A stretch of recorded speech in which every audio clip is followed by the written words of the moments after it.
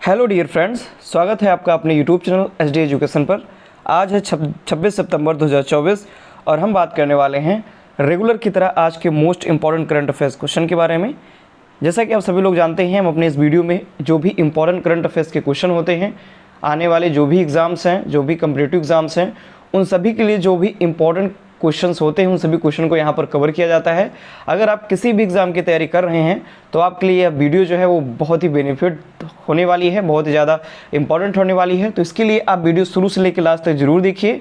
अगर आप वीडियो पर पहली बार आए हैं तो प्लीज़ वीडियो को लाइक कीजिए, अपने दोस्तों के साथ वीडियो को अधिक से अधिक शेयर कीजिए और हमारे चैनल को सब्सक्राइब भी कीजिए। चलिए बढ़ते हैं अपने पहले प्रश्न के साथ।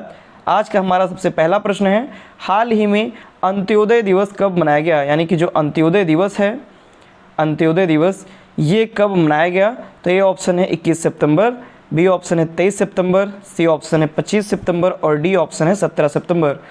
तो इस प्रश्न का सही जवाब है ऑप्शन नंबर सी, यानी कि प्रत्येक वर्ष 25 सितंबर को अंत्योदय दिवस जो है वो मनाया जाता है। आर्टिकल में भी आप देख सकते हैं अंत्योदय दिवस, और ये 25 सितंबर को मनाया जाता है। क्यों? क्योंकि इसी दिन पंडित दीनदयाल उपाध्याय जी की जयंती होती है और उनकी ही जयंती के अवसर पर ये जो अंत्योदय दिवस है यह मनाया जाता है।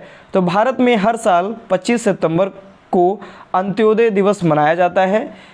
इस दिन 25 सितंबर को पंडित दीनदयाल उपाध्याय जी की जयंती के उपलक्ष्य में यह जो दिवस है यह मनाया जाता है। अंत्योदय जो शब्द है इसका जो अर्थ होता है वह होता है गरीब व्यक्ति का विकास, यानी कि जो गरीब व्यक्ति होते हैं उन सभी का विकास करना, इसी शब्द का अर्थ होता है अंत्योदय, यानी कि अंत से उदय, गरीब से गरीब जो व्यक्ति हैं उनका विकास करना। आगे बात करें, यह जो दिन है वो समाज के सबसे कमज़ोर लोगों के उत्थान के उद्देश्य से मनाया जाता है। यानी कि समाज के जो सबसे कमज़ोर लोग हैं, जो सबसे कमज़ोर व्यक्ति हैं, उनका उत्थान करना, उनका विकास करना इस दिवस का मनाए जाने का उद्देश्य होता है। आगे अगर हम बढ़ें तो पंडित दीनदयाल उपाध्याय जी के बारे में अगर हम जानें तो इनका जन्म 25 सितंबर 1916 को यूपी के मथुरा में हुआ था। यानी कि यूपी के जो मथुरा जिला है वहाँ पर इनका जन्म 25 सितंबर 1916 को हुआ था और इनका निधन 1968 में मुगल सराय जंक्शन रेलवे स्टेशन के पास हुआ था। इसीलिए मुगल सराय जो जंक्शन है, रेलवे जंक्शन है, इसका नाम बदल करके पंडित दीनदयाल उपाध्याय रेलवे जंक्शन इसका नाम भी कर दिया गया है।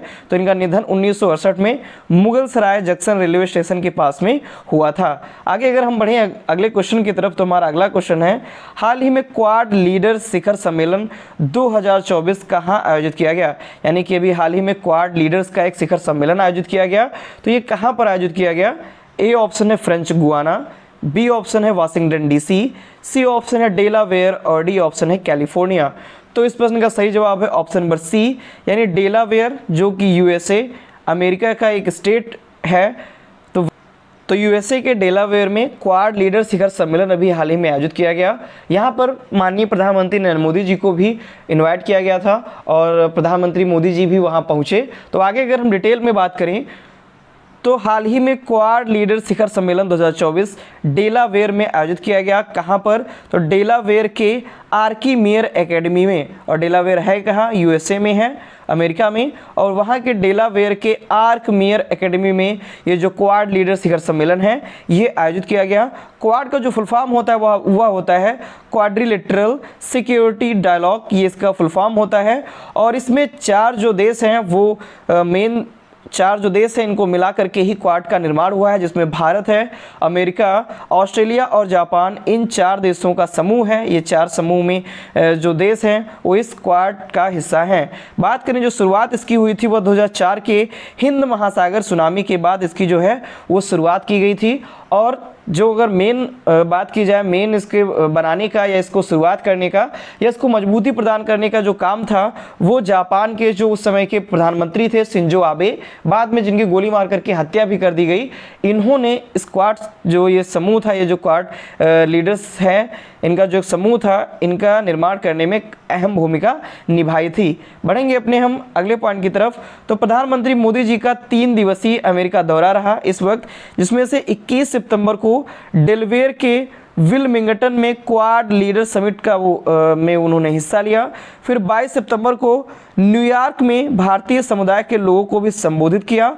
फिर 23 सितंबर की बात की जाए तो 23 सितंबर को संयुक्त राष्ट्र महासभा में समिट ऑफ द फ्यूचर को इन्होंने संबोधित किया।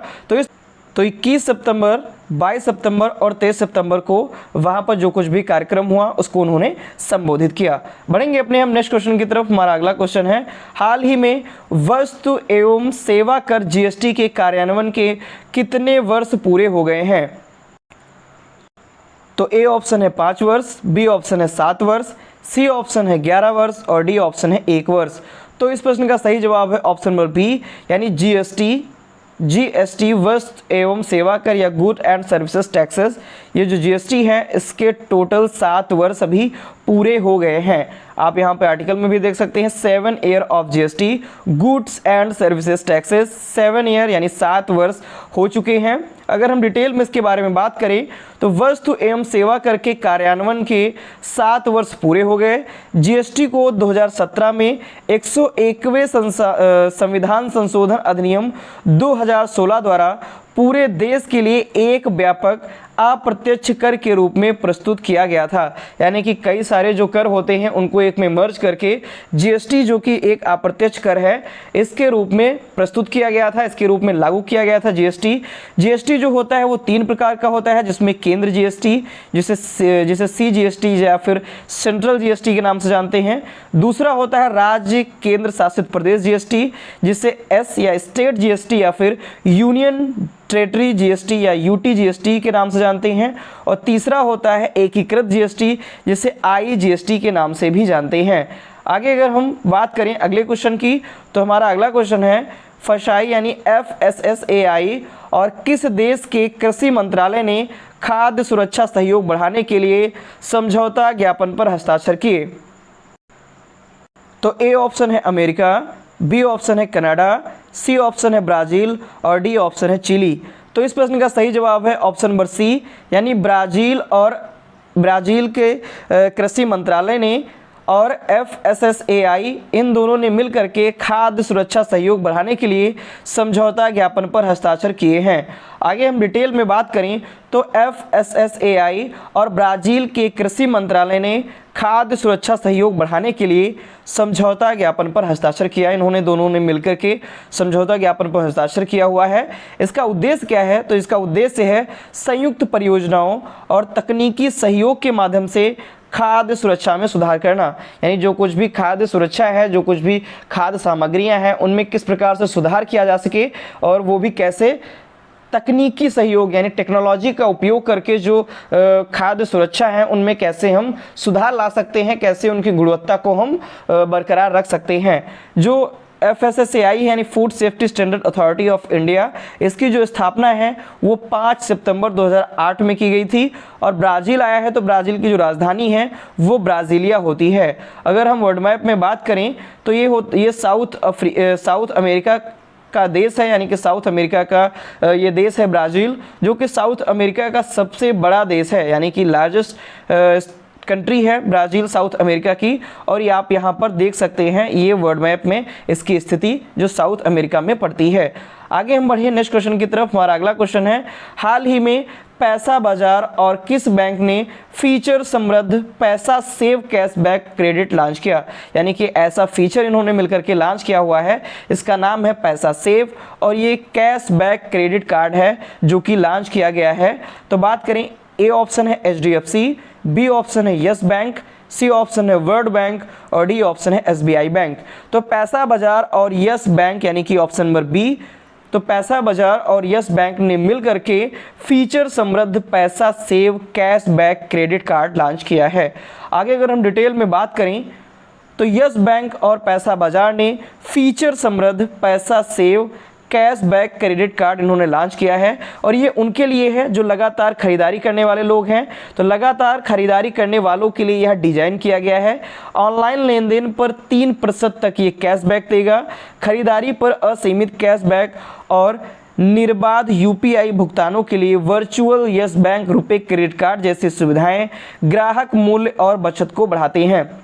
यानी कि ऐसे लोग जो लगातार ऑनलाइन खरीदारी करते हैं और जो पेमेंट होता है वो ऑनलाइन माध्यम से ही पेमेंट करवाते हैं, यानी कि ऑनलाइन लेन देन करते हैं, तो उनके लिए यह कैशबैक की सुविधा उपलब्ध कराएगा, जिसमें 3% तक कैशबैक, खरीदारी पर असीमित कैशबैक और निर्बाध यूपीआई भुगतानों के लिए ये एक वर्चुअल होगा, जो कि यस बैंक, रुपए क्रेडिट कार्ड जैसी ये सुविधाएं प्रदान करेगा।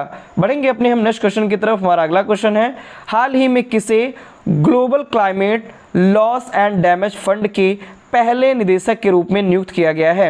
यानी कि कौन है जिन्हें ग्लोबल क्लाइमेट का लॉस एंड डैमेज ये फंड का पहले निदेशक के रूप में नियुक्त किया गया? ए ऑप्शन है नेफ्यूरियो, बी ऑप्शन है अजय बंगा, सी ऑप्शन है कैथरीन रसेल और डी ऑप्शन है इब्राहिमा शेख डियोंग।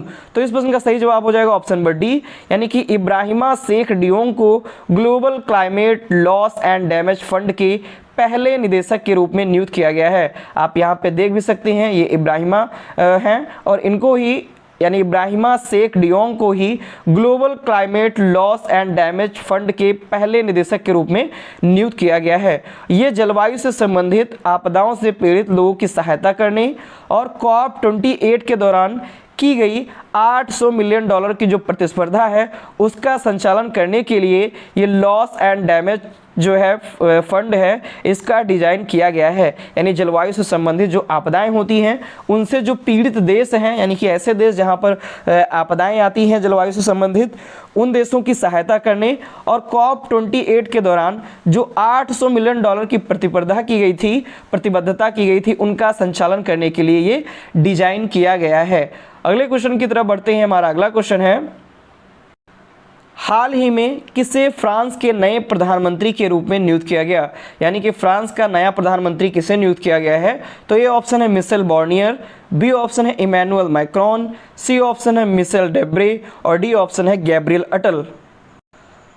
तो इस प्रश्न का सही जवाब है ऑप्शन नंबर ए, यानी कि मिशेल बॉर्नियर को फ्रांस के नए प्रधानमंत्री के रूप में नियुक्त किया गया है। आप यहाँ पे आर्टिकल में देख भी सकते हैं, मिशेल बॉर्नियर हैं यहाँ पर और ये इमैनुअल मैक्रोन है जो कि वहाँ के राष्ट्रपति हैं, ये वहाँ के राष्ट्रपति हैं और ये प्रधानमंत्री हैं जो भी हाल ही में नियुक्त किए गए हैं। तो बात करें राष्ट्रपति इमैनुअल मैक्रोन द्वारा मिशेल बॉर्नियर को फ्रांस के नए प्रधानमंत्री के रूप में नियुक्त किया गया है। ये 73 वर्षीय बॉर्नियर जो हैं ये फ्रांस के आधुनिक राजनीतिक इतिहास में सबसे बुजुर्ग प्रधानमंत्री हैं, यानी कि सबसे उम्रदराज प्रधानमंत्री हैं फ्रांस के, जो कि मिशेल बॉर्नियर हैं और इनको भी हाल ही में नियुक्त किया गया है। ये गैब्रियल अटल की जगह पर आए हैं जो कि सबसे युवा प्रधानमंत्री थे और अब जो मिशेल बॉर्नियर हैं ये 73 वर्ष के हैं और ये सबसे बुजुर्ग प्रधानमंत्री हैं। बढ़ेंगे अपने नेक्स्ट क्वेश्चन की तरफ। हमारा अगला क्वेश्चन है, हाल ही में किसने मिस यूनिवर्स इंडिया 2024 का खिताब जीता? यानी कि मिस यूनिवर्स का जो खिताब है, मिस यूनिवर्स इंडिया का खिताब, ये 2024 का इसको किसने जीत लिया है? तो ए ऑप्शन है हरनाथ संधू, बी ऑप्शन है अमृता सेठी, सी ऑप्शन है रिया सिंघा और डी ऑप्शन है उर्वशी रौतेला। तो इस प्रश्न का सही जवाब है ऑप्शन नंबर सी, यानी कि रिया सिंघा जो है इन्होंने मिस यूनिवर्स इंडिया 2024 का खिताब जीता हुआ है। आप यहाँ पे देख सकते हैं रिया सिंघा हैं और इन्होंने ही मिस यूनिवर्स 2024 का खिताब जीत लिया है।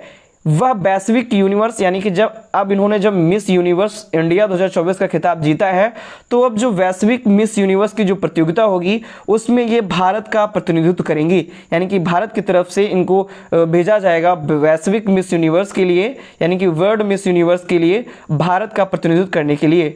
जो मिस यूनिवर्स इंडिया का जो आयोजन है ये जयपुर राजस्थान में किया गया और उर्वशी रौतेला ने इनको ताज पहनाया, यानी कि जो ताज पहनाया वो किसने पहनाया? उर्वशी रौतेला ने इनको ताज पहनाया विजेता का। बढ़ेंगे अपने नेक्स्ट क्वेश्चन की तरफ। हमारा अगला क्वेश्चन है, हाल ही में किसने दूसरी बार अंतर्राष्ट्रीय अंतरिक्ष स्टेशन, जिसे ISS यानी इंटरनेशनल स्पेस स्टेशन के नाम से जानते हैं, इसकी कमान संभाली? यानी कि दूसरी बार कौन अंतर्राष्ट्रीय अंतरिक्ष स्टेशन की कमान संभालने वाला बन गया है? तो ये ऑप्शन है ओलेग कोनोनेंको, बी ऑप्शन है बुच बिलमोर, सी ऑप्शन है सुनीता विलियम्स और डी ऑप्शन है लिसा नोवाक। तो इस प्रश्न का सही जवाब है ऑप्शन नंबर सी, यानी कि सुनीता विलियम्स एक बार फिर से अंतर्राष्ट्रीय अंतरिक्ष स्टेशन की कमान संभाली हैं। ये दूसरी बार है जब सुनीता विलियम्स को अंतर्राष्ट्रीय अंतरिक्ष स्टेशन की दूसरी बार कमान संभालने को दी गई है। आगे हम डिटेल में अगर हम बात करें तो सुनीता विलियम्स ने दूसरी बार अंतर्राष्ट्रीय अंतरिक्ष स्टेशन की कमान इन्होंने संभाली है। विलियम्स, जो सुनीता विलियम्स हैं, इनको रोस्कोसमॉस के जो अंतरिक्ष यात्री हैं ओलेग कोनोनेंको, उनकी जगह पर यह जिम्मेदारी मिली है। यानी कि पहले कौन नियुक्त था? ओलेग कोनोनेंको, ये पहले नियुक्त थे और इनकी जगह पर अब सुनीता विलियम्स को नियुक्त कर दिया गया है। अगर ISS कमांडर के रूप में उनका यह दूसरा कार्यकाल है, यानी कि अंतर्राष्ट्रीय अंतरिक्ष स्टेशन पर उनका यह दूसरा कार्यकाल है। और जो सुनीता विलियम्स हैं, इनको 12 साल पहले 2012 में भी कमांडर ये बनी थी। यानी कि पहली बार जो ये कमांडर बनी थी अंतर्राष्ट्रीय अंतरिक्ष स्टेशन की, वो 2012 में बनी थी और अब दूसरी बार जाकर के इनको फिर से कमांडर या फिर से इन्होंने कमान संभाली हुई है ISS की। बढ़ेंगे अपने नेक्स्ट और लास्ट क्वेश्चन की तरफ। हमारा लास्ट क्वेश्चन है, हाल ही में अंतर्राष्ट्रीय फिल्म महोत्सव कहाँ आयोजित किया जाएगा? यानी कि जो अंतर्राष्ट्रीय फिल्म महोत्सव है, इसका आयोजन कहाँ पर होगा? तो A ऑप्शन है जयपुर, B ऑप्शन है गोवा, C ऑप्शन है मुंबई और D ऑप्शन है दिल्ली।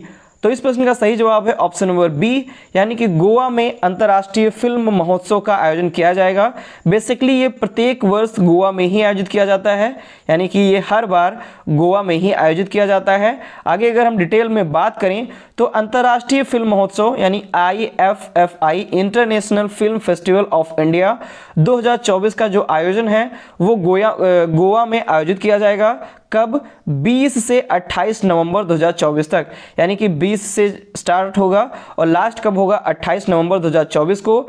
इसकी स्थापना जो है, यानी अंतर्राष्ट्रीय फिल्म महोत्सव की जो स्थापना हुई थी वह 1952 में हुई थी और तब से यह मनाया जा रहा है।